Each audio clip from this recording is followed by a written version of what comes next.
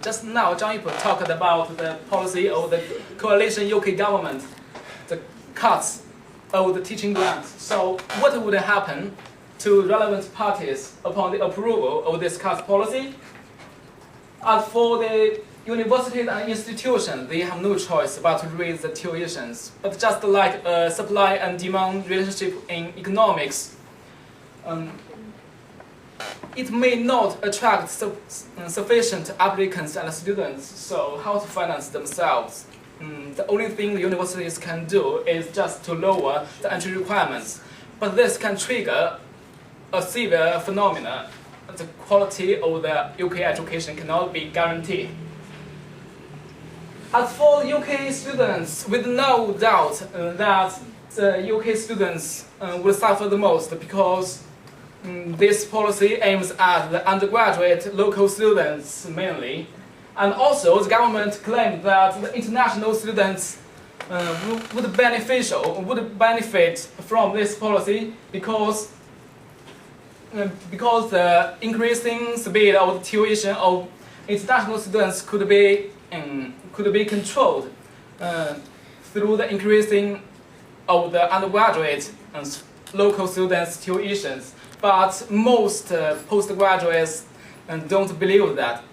In this picture is my classmate in the University of Birmingham. He joined this demonstration to protest this policy. I chose this topic because I once studied there and it was related to me closely. And so I am interested in this topic, and as for you, my audience, you may wish to make a comparison between the study in Singapore and in UK. So you may also be interested in it, I think.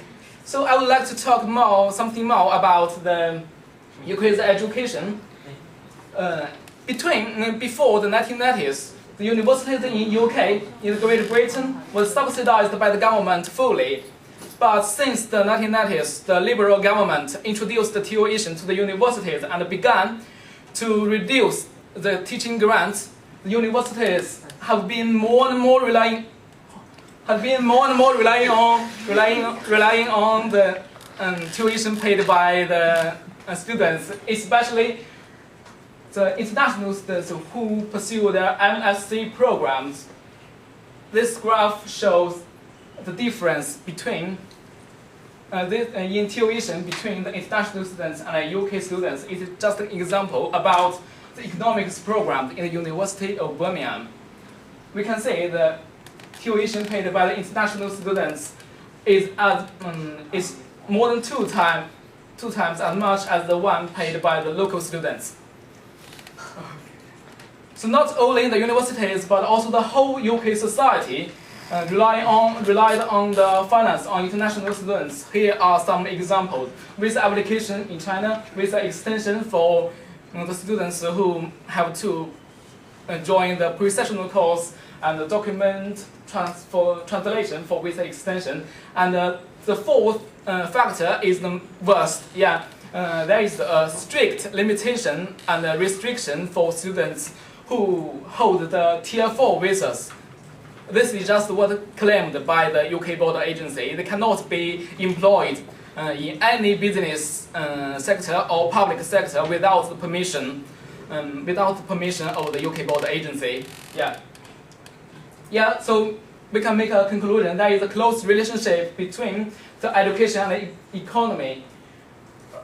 Without a booming economy, the quality of the education cannot be guaranteed.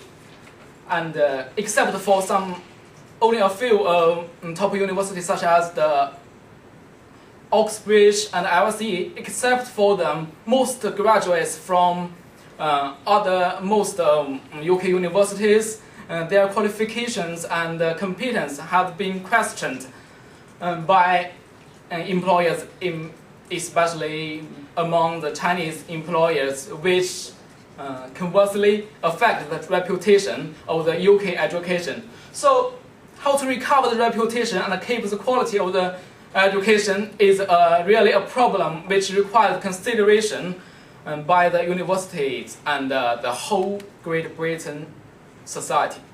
Thank you.